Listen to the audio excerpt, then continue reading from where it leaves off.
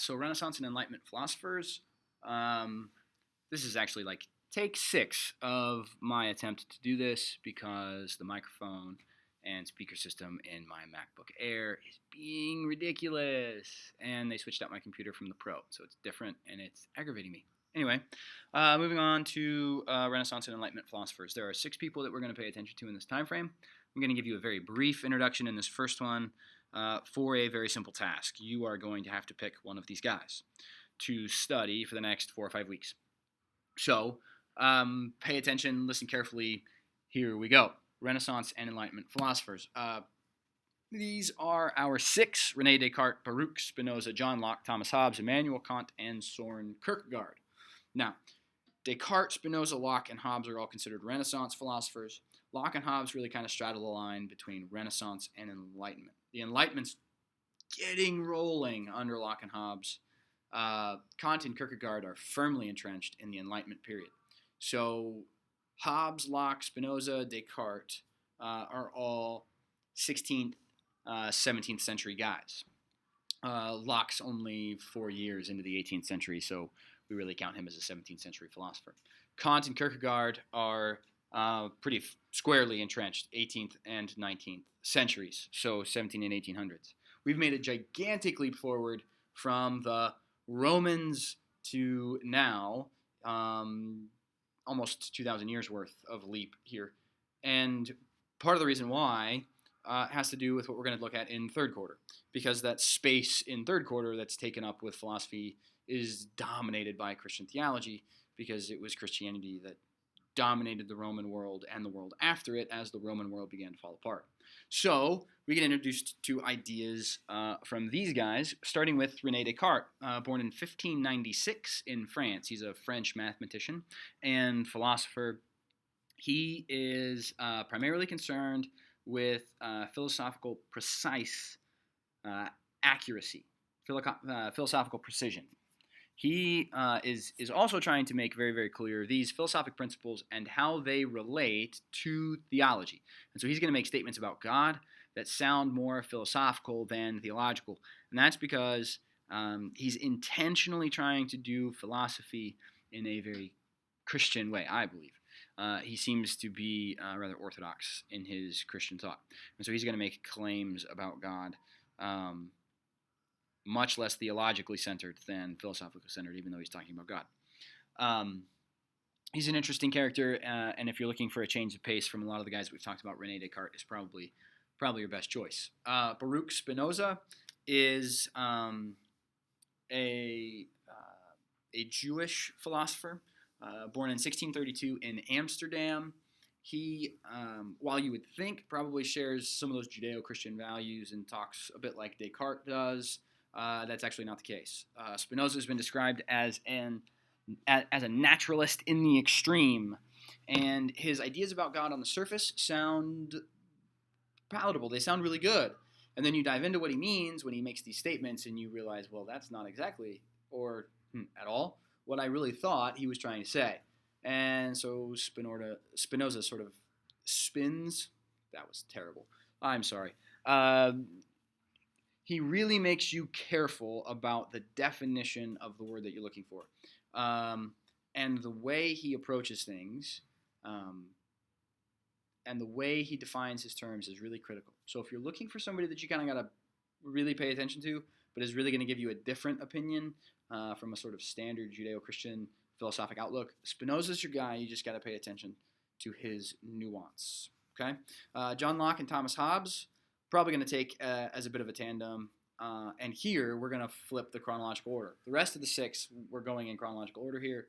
Locke we're going to take first before Hobbes, even though he's after Hobbes historically, because the ideas in Locke are more readily familiar to us, and so it makes it easier to talk about Hobbes.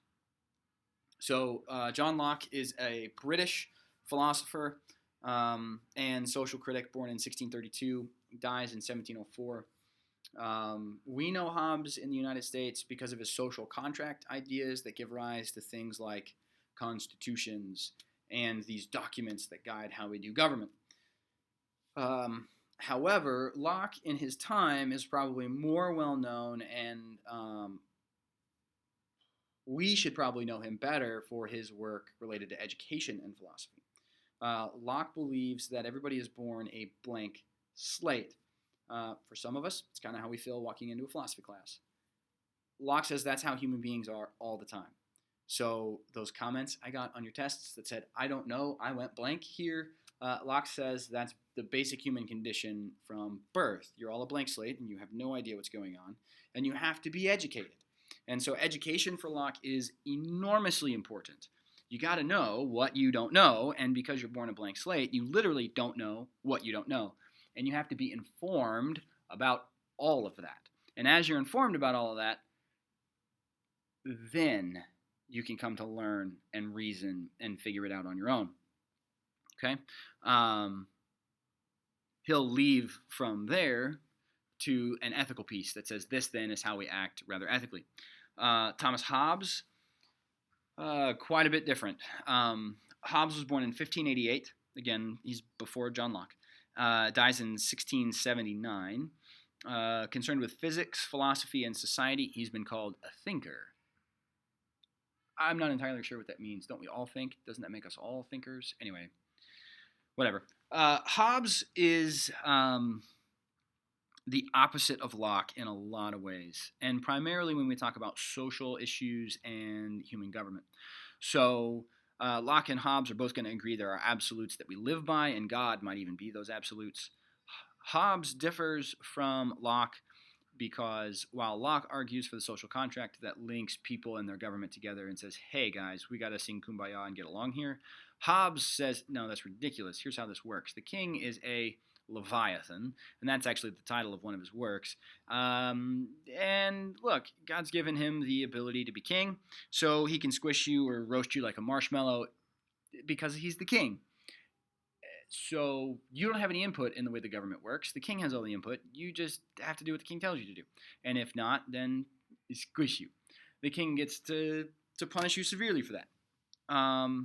So Locke and Hobbes are on opposite ends of the this is how we should do government spectrum. But they do agree on absolutes. And these things are absolutely true. They just take those in two very different directions when it comes to social order and structure. Okay? Immanuel Kant, 1724 to 1804, born in Königsberg, Russia, primarily concerned with metaphysics and ethics. A little bit of a callback to Aristotle here with his discussions. A lot of his time is going to be focused on ontology and then the ethical piece that's rooted and grounded in his ontology. That's that Aristotelian connection. Doesn't necessarily mean that he agrees with Aristotle on a lot of things. We'll figure that out as we go, and I kind of want you to figure that out as you go. But if you're interested in that metaphysical element and how that feeds an ethical model, Kant's your guy. Søren Kierkegaard, born in 1813, dies in 1855. He's a Danish philosopher, again, like Locke and Hobbes, concerned with social structures and orders. But as a philosopher like... Sorry, totally went blank. As a philosopher, like some of the guys before him, like Descartes, for example, he's going to make theological claims in the course of making his philosophic discussion. So he's primarily a philosopher, but he's going to do some theology for us. So we should probably pay attention to what he has to say. If you're looking for somebody to provide you with some interesting fuel for thought as it relates to theology and philosophy, Kierkegaard's an interesting read. So... okay, I'm done babbling. Your task now is to pick one of the six and go do some research and figure out which one fits best in your scope of what you want to tackle over the next few weeks. Okay? We're going to pick up with René Descartes the next time you get to see this goofy little screencast.